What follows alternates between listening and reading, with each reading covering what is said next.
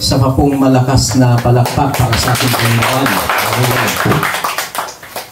Sa umaga pong ito ay darako tayo sa salita ng ating Panginoon. Ang ating pong teksto ay nabasa na po kanina sa 1 Kings chapter 8 verses 56 to 61. At ang ating pong pinag-usapan ay about sa committed life. Na kailangan yung ating pong buhay ay may talaga natin, may commit natin sa ating pong Panginoon. Sa mga nagdaang linggo po ay natalakay po natin, unang-una yung we must commit ourselves to God. Kailangan ang ating sarili ay italaga natin, ibigay natin sa ating Panginoon, gawin nating prioridad ang Diyos sa ating mabuhay, manatili tayong tapat sa Panginoon sa kabila ng mga problema, pagsubok na ating nararanasan, at kinakailangan yung ating buhay ay we must surround ourselves with committed people. Yung mga alam nating committed na tao sa paglilingkod sa ating Panginoon ay doon tayo makisama sapagkat ako'y naniniwala sa tinatawag na transferring of spirit. Kapag negative people yung iyong sinasamahan, balang araw, hindi magtatagal, magiging negatibong tao ka din. Pero kapag ang iyong sinasamahan na tao ay mga matatag, mga positibong tao, positibo sa pananaw sa buhay, positibo sa paglilingkod sa Panginoon, kahit na ikaw ay negatibo, balang araw, magiging positibo din ang iyong pananaw at ang iyong paglilingkod sa Panginoon. Pangalawa, we must commit ourselves to the Word of God. Napakahalaga po yung salita ng ating pong Panginoon because the Word of God is our guide. Siya po yung nag-guide sa ating mga buhay. Ang sabi po ng Biblia na your Word is a lamp to my feet and a light to my path. Yung salita ng Panginoon ay napakahalaga dahil ito yung nagbibigay ng gabay upang tahakin natin yung tamang landas. Ito yung nagbibigay gabay upang tayo ay makagawa ng mga wise decisions sa ating mga buhay. Ang salita po ng Panginoon ay napapalakas niya ang ating pong pananampalataya. Without the Word of God sa ating mabuhay, ay hindi po mapapalakas ang ating spiritual life. At ang salita ng Panginoon ang siyang magbabago sa ating pong buhay. Ano pong sabi ng Isaiah na salita ng ating Panginoon na hindi babalik sa Diyos ang kanyang mga salita na hindi naganap ang kanyang nasa. Kaya ang sinuman na nakapakinig ng salita ng ating Panginoon, yung salita ng Panginoon na yan na kanyang napakinggan, hindi babalik sa Diyos na hindi naganap yung nasa ng Diyos sa taong yan. Ang nasa ng Panginoon sa taong yan na nakapakinig ng kanyang masalita ay mabago ang takbo ng kanyang buhay. Pastor, paano pag ayaw niya pong tanggapin? Pagpapatigasin po niya ang kanyang ulo. Ang Diyos po gagawa ng paraan hanggang sa ang taong yan ay magpakumbaba. Naalala po ninyo si Faraon. Ayaw niyang payagan ng mga Israelita na lumabas doon sa Ehipto.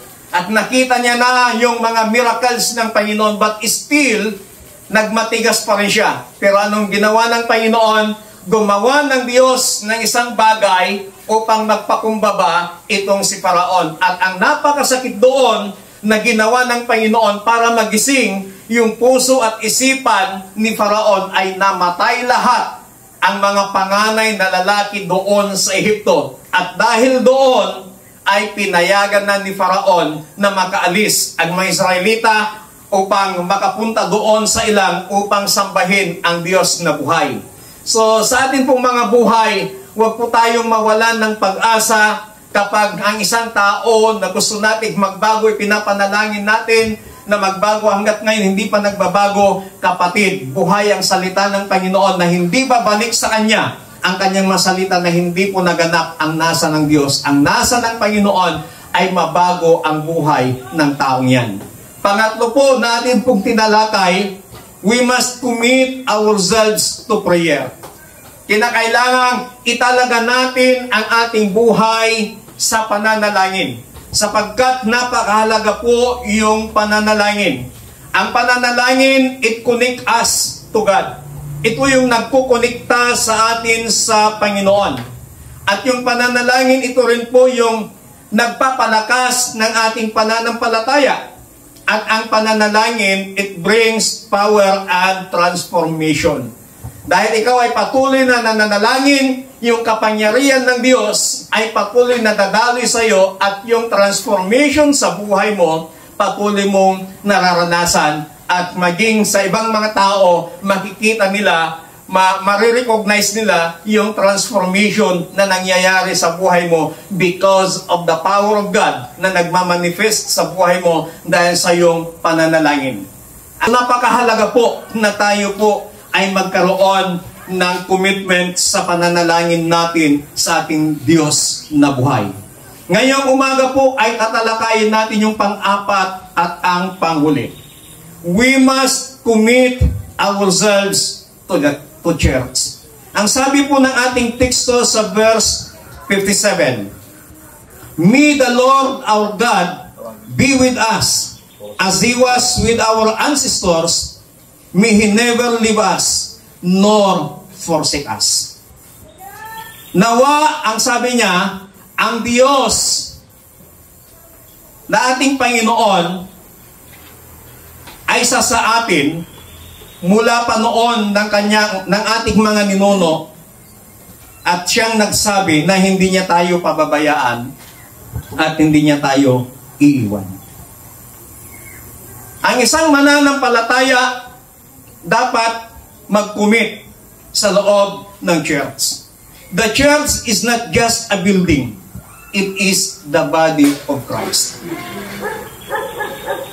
Ang sinasabing iglesia ay hindi lamang isang gusali, but ito po yung kalipunan ng mga mananampalataya. Kasama yung mga mananampalataya, kasama yung mga followers ni Kristo, kasama yung mga naniniwala sa ating Panginoong Hesus. Sila po yung tinatawag na church. So kapag ikaw ay kasama mo yung mga kapatid mo sa pananampalataya, then yan po ang tinatawag na church. And many people attend church occasionally, but are not fully committed. May mga tao na sila po ay sumasamba, pumupunta sa loob ng church occasionally. Tuwing Christmas, punong-puno ang mga simbahan. Kahit anong klaseng religion dyan, punong-puno. Yung mga simbang gabi na nangyayari, mula nung magsimula hanggang sa matapos, kinukumpleto nila yan. Sa mga kalsada kung saan andun yung mga malalaking simbahan, halos wala kang madaanan sa sobrang traffic dahil sa dami ng taong pumapasok sa loob ng simbahan. Ngayon naman paparating itong tinatawag na Semana Santa. Meron na namang tinatawag na mga gatherings. Yung mga iba, pupunta na naman, but after the occasion, wala na naman po sila. Kaya ito ang nais ng Panginoon sa bawat isa po sa atin na hindi lamang tayo dapat occasionally na pumasok, manatili sa loob ng church, but in every worship na andun tayo sa loob ng church, kasama ang mga kapatid nating mananampalataya sa atin pong Panginoon. Yung pagdalo, pananatili, yung pag-commit natin ng ating sarili sa church, it is not an option. Hindi ito optional, but it is your decision. Kung ano yung decision mo na ginawa between you and God, then ang Diyos ang nakakaalam ng laman ng puso mo. Bakit napakahalaga na tayo po ay mag-commit sa loob ng church? The church is God's design for believers.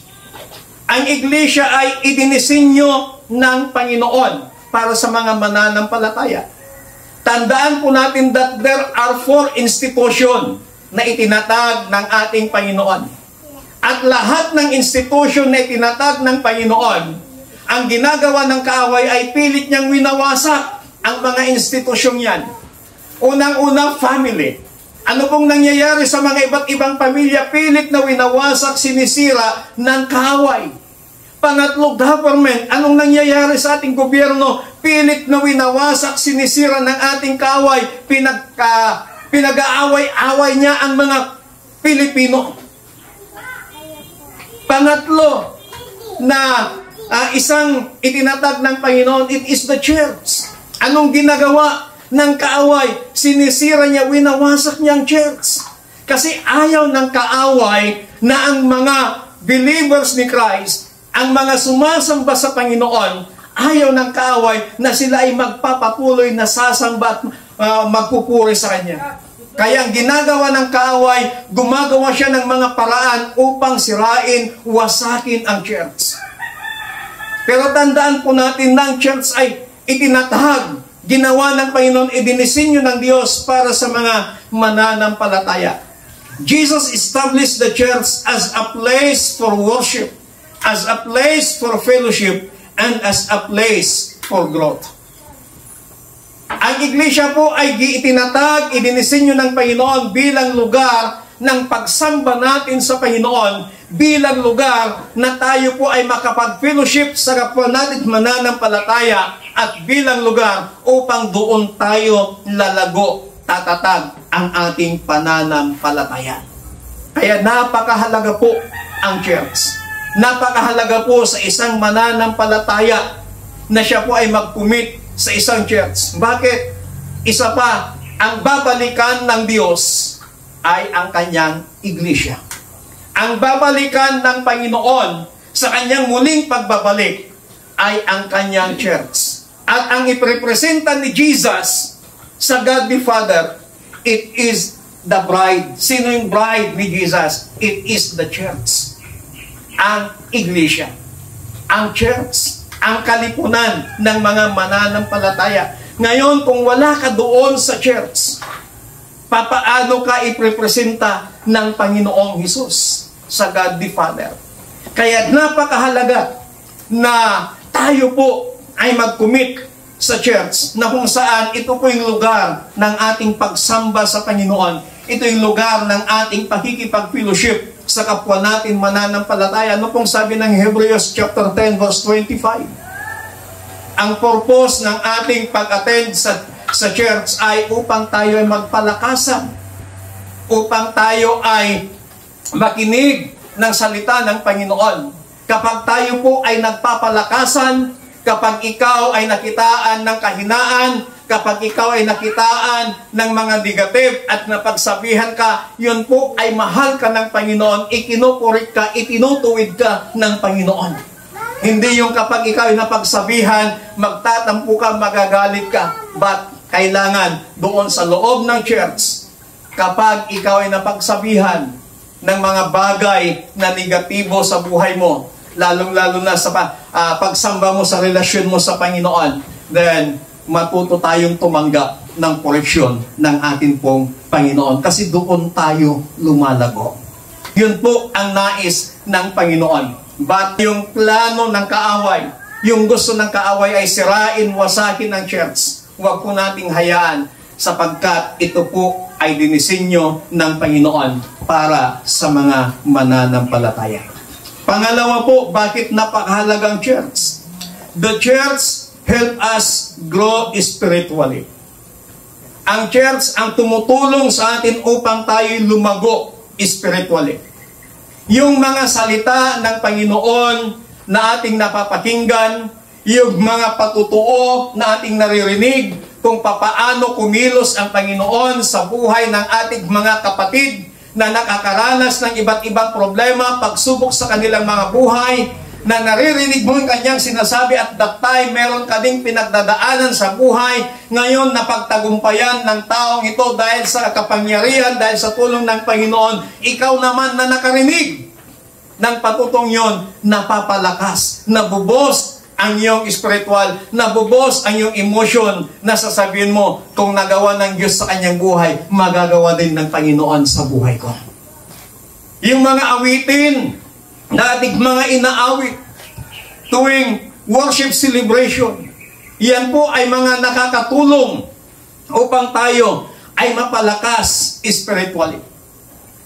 At higit sa lahat, yung mga salita ng atin pong Panginoon, na kahit sinumang tumatayo dito sa harapan ng pulpitong ito para ituro, ipangaral ang salita ng Panginoon, ang lahat ng iyon nakakatulong para ito ay tayo ay lumago spiritually. Ang nais kasi ng Panginoon, ang bawat mananampalataya ay lumago spiritually. Ayaw ng Panginoon na mananatili tayo kung saan tayo una. Ang gusto ng Panginoon, lumago tayo. Ibig sabihin, mas marami tayong matututunan na salita ng ating Panginoon, mas marami tayong mararanasan, malalasap na kabutihan, katapatan, kadakilaan ng ating Panginoon sa ating mabuhay habang tayo po ay naglilingkod sa Kanya. Tingnan po natin yung early believers, yung sinaunang church doon sa Book of Acts. Ano pong sabi ng Acts chapter 2 verse 42? They devoted themselves to the apostles' teachings and to fellowship, to the breaking of bread, and to prayer. Ang mga sinaunang mananampalatayang ito, they are committed. Yung salitang devoted na ginamit po dito, it is the synonyms of committed. They commit themselves to the apostles' teaching. Itinalaga nila ang kanilang mga sarili doon sa mga katuruan ng apostol. Ano ba yung itinuro ng apostoles? It is the Word of God. Nanatili sila doon sa salita ng ating Panginoon. Kung ano yung instruksyon ng salita ng Panginoon, nanatili po sila doon. Hindi po sila lumayo doon sa salita ng ating Panginoon. Nakita at nalaman nila yung katotohanan, ayaw na nilang lumayo, ayaw na nilang umalis doon sa katotohanan sapagkat ang sabi ng Biblia, nung nalaman nilang katotohanan, yung katotohanan ang nagpalaya sa kanila. At kahit sa atin po, kapag nalaman natin yung katotohanan ang magpapalaya po sa atin. John chapter 8 verse 32. And ye shall know the truth, and the truth shall set you free. Kaya itong mga sinaunang mananampalataya, sila po ay nanatili doon sa church. Hindi man physical na building yung kanilang lugar, but doon sa kalipunan ng mga mananampalataya. Kung babasahin po natin the whole chapter ng Acts chapter 2, ang sabi po dito, araw-araw andun po sila. Sa panahon po natin ngayon, wala pong nakakagawa nito na araw-araw andun sila sa loob ng church. Tayo nga po once a week lamang, every Sunday. Yung mga iba, meron pa silang mga midweek. Meron pa silang mga prayer meeting. 3 times a week sila nagkikita-kita. Pero sa atin po, ang nangyayari lamang sa atin ay minsan lamang sa isang linggo tayo nagkikita-kita, nagsasama-sama na magpuret sumamba sa ating Panginoon. Kaya itong ginawa ng mga sinaunang mananampalataya, sa panahon natin ngayon wala pong makakagawa yung araw-araw andun po sila. But ang nais lamang ng Panginoon na tayo po ay mag-commit sa church. Dahil ang church, ito po ang nakakatulong sa atin para tayo po ay lumago spiritually. Pangatlo, the church is where we serve God and others. Sa loob ng church, tayo po ay nakakapaglingkod sa Panginoon at sa iba. God called us to use our talents and resources for His kingdom. Ang tanong, how to commit ourselves to the church? Papaano natin itatalaga, i-commit ang ating sarili sa church? Number 1, regular attendance and participation. Kailangan yung nakikipag-participate ka sa mga gawain, sa mga activities ng church. Nakikiisa ka. Hindi yung pag may activities, kumukontra ka. But kinakailangan mayroong participation, nakikiisa sa mga gawain, sa mga programa ng church. And then, regular attendance. Ano pong sabi ng Hebrews 10:25? Huwag nating kaliligtaan na dumalo ng pagtitipon gaya ng ginagawa ng ilan. Sa halip, sabi niya, tayo ay magpalakasan. Pangalawa, serving in ministry and using your gifts. Ulitin ko, may kanya-kanya tayong mga talento. May kanya-kanya tayong mga gifts na pinagkalob ng Panginoon. Let us use our talent. Let us use our gift for the glory of God. Use your God-given gifts. Use your God-given talents to serve others in the church. Hindi lahat binigyan ng magandang boses para kumanta. Hindi lahat binigyan ng talent para tumugtog ng mga instrumento. Pero ikaw ay binigyan ng ibang talent. Yung talent mo is magaling kang mag-share ng salita ng Panginoon. Then use that for the glory of God. Kung yung talent mo, yung gift mo, hindi lahat magaling, masarap magluto. Pero pag may talent ka, may gift ka na magluto, use your gift para sa kapurihan ng Panginoon. Na kapag may occasion, mayroong programang church, hindi mo ipinagkakait yung talent mo na makapag-ambag ng pagkain na niluto mo. Kung ang talent mo, ang gift mo ay masipag kang maglinis, then use your talent. Huwag mong ipagkait yung oras mo, yung panahon mo, yung lakas mo para sa kapurihan ng ating Panginoon. Iba-iba tayo ng talent na ibinigay ng Panginoon. Bakit? Para ang lahat ay mag-function doon sa church para sa kapurihan at kalwalhatian ng ating Panginoon. Pangatlo, supporting the church through giving. Yung suportahan mo ang church sa pamamagitan ng pagbibigay. Pastor, anong dapat ibigay? Wala kaming pera, hindi kami mayaman. Ang pagbibigay hindi lamang pera. Pagbibigay ng lakas, pagbibigay ng oras, pagbibigay ng panahon. Kapag sinabing pagsuporta sa church, hindi lamang tumutukoy ito sa financial. Ang iyong presensya, napakalaking suporta na sa gawain ng Panginoon. Napakalaking suporta na sa church. Ang iyong lakas, ang iyong panalangin, napakalaking suporta na yan sa gawain ng Panginoon. And of course, kung meron ka ding extra blessing, huwag mo din kalilimutan sumuporta sa gawain ng Panginoon through financial. Pang-apat, praying for the church and its leaders. Pray for the church growth. Pray for the church protection. And pray for the leadership of the church. Hindi yung babatikusin mo yung church na hindi naman lumalago. Ang tanong, kailan mo ipinag-pray ang church? Kailan mo sinabi sa Panginoon, Lord, palaguin mo ang church na kinabibilangan ko.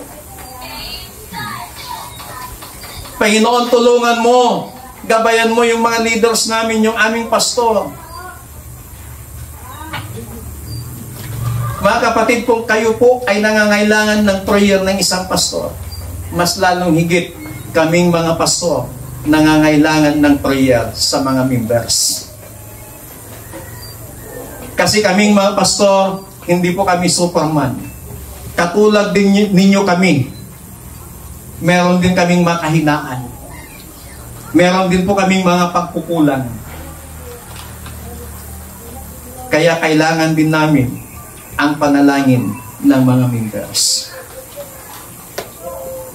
Kaya sa church, kapag ikaw ay nag-commit sa gawain ng Panginoon, then you must pray for the church. For the church growth, for the protection, and for the leadership. Lahat ng mga members, ipanalangin mo sila. na sila'y tulungan, gabayan ng Panginoon, na kung anuman yung kanilang mga pinagdadaanan sa buhay, ay kanilang mapagtagumpayan at hindi mapiktuhan yung kanilang pananampalataya sa Panginoon. Pero ang nakakalungkot, nangyayari sa karamihan sa mga churches, hindi na nga sila sumusuporta sa church. Sila pa yung mga kumukontra. At kapag may nakita silang kahinaan, pagkukulang, pagkakamali ng kapwa nila, mananampalataya, ang nakakalungkot, ikakalat pa nila sa iba. Ikwikwento pa sa iba. Instead na ipag-pray, sana. Pero ang gusto ng Panginoon, mga kapatid, kung may nakita kang kahinaan ng iyong kapatid, instead na i-chismis mo sa ibang tao, i-chismis mo na lang siya sa Panginoon. Ipanalangin mo na lamang siya sa Panginoon na ang taong yan na nakita mo ng kahinaan ay mapalakas siya ng Panginoon at mabago siya ng Panginoon. Hindi naman dahilan yung sabihin mo na hindi ka na-bless dahil nakikita mo ang taong ito.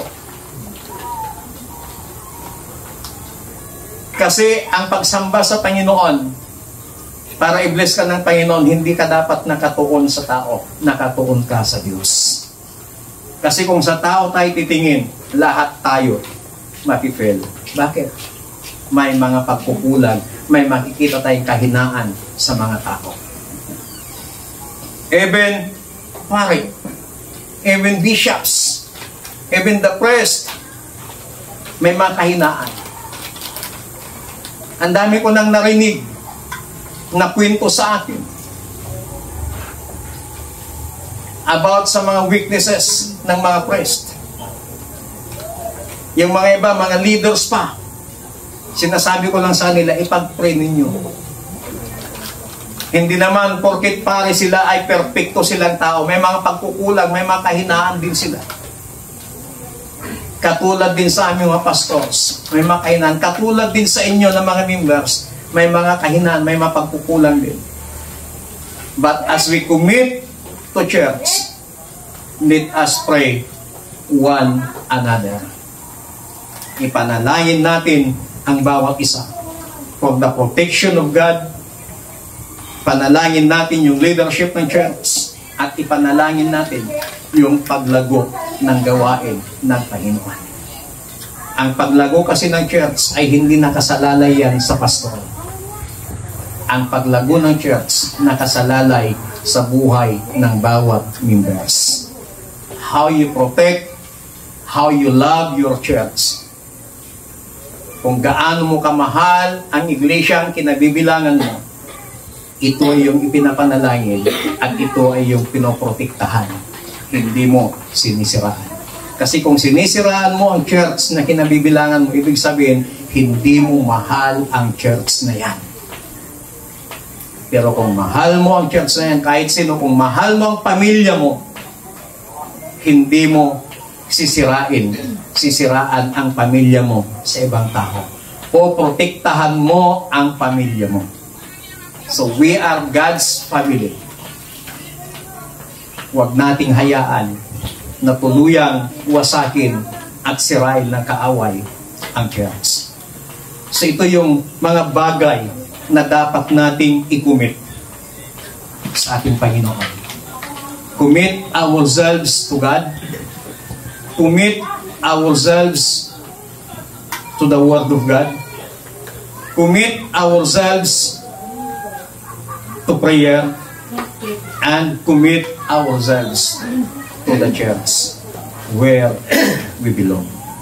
Tayo pong lahat ay umayo. Tandaan po natin, a committed life brings peace, purpose, and God's blessings. A life committed to God's word leads to wisdom, strength, and spiritual growth. A committed prayer life brings us closer to God and empower us to live victoriously. A strong church is built on committed members. So we must commit ourselves to God, to the Word of God, to prayer, and to the church. Muli nating awitin yung ating inawit kanina. Iparanas mo. Naway ito yung ating panalangin na iparanas ng Panginoon ang kanyang kalwalatian, iparanas ng Panginoon ang kanyang kapangyarihan sa ating mga buhay individually at lalong higit sa church kung saan tayo bilog na pamilya ng ating Panginoon. Gawin nating panalangin ito sa harapan ng ating Panginoon. Hallelujah.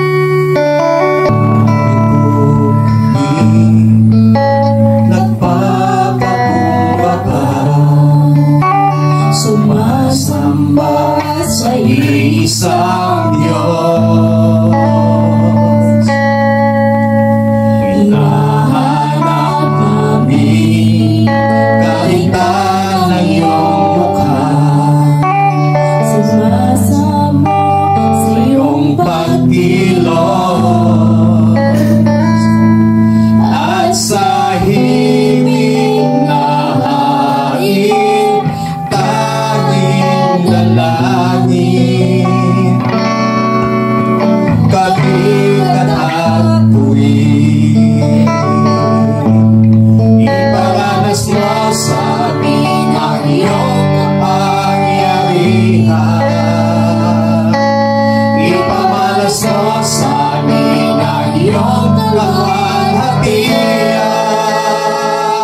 Hanggang ang aming kaluluwa'y mapustos ng lubusan at sa aming kalagitnaan ay bumaba ang kalangitan. Dakila ang iyong iparanas mo, Panginoon. Hallelujah. Iparanas mo sa amin ang iyong kapangyarihan. Iparanas mo sa amin ang iyong kalwalhatian. Hanggang ang aming kaluluwa'y mapustos ng lubusan at sa aming kalagitnaan ay bumaba ang kalangitan. Dakila ang iyong ngalan. Ito yung panalangin natin sa Panginoon sa umagang ito, na muling iparanas ng Diyos ang kanyang kapangyarihan sa ating mabuhay, muli niyang ipamalas ang kanyang kalwalhatian sa ating mabuhay. Panginoon, sa umagang ito, salamat sa iyong masalita, na muli pinalalahanan mo kami na dapat naming ikumit ang aming sarili sa iyo. Ikumit namin ang aming sarili sa iyong mga salita.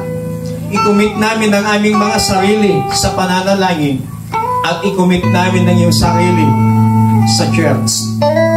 Dakilang Diyos, aming itinatalaga sa inyo ang iglesyang ito na kung saan ikaw ang nagsimula ng gawain ito. Ang aming panalangin, Panginoon, protektahan mo ang bawat members ng iglesyang ito mula po sa pinakabata hanggang sa pinakamatanda. Meron man silang pinagdadaanan sa kanilang mabuhay, I pray, O God, that you will continue to help them, continue to strengthen their faith, O God, na hindi maapektuhan yung kanilang pananampalataya sa inyo sa kabila ng mga sitwasyon sa buhay na kanila pong nararanasan.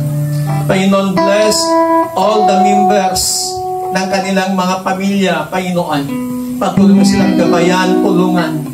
Dakilang Diyos, ang church na ito, marami na pong pinagdaanan, but ikaw pa rin ang nagbibigay ng tagumpay.